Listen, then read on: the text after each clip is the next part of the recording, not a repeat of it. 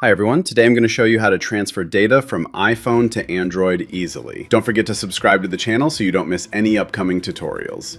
To begin, take your iPhone and open Settings. Then go to the General section. Scroll down and tap Transfer or Reset iPhone. Next, tap Transfer to Android to start the process and prepare your iPhone for the connection. Make sure both phones are connected to the same Wi-Fi network, that Bluetooth is turned on, and that the iPhone is running iOS 16.3. Then tap Continue on the iPhone to move forward.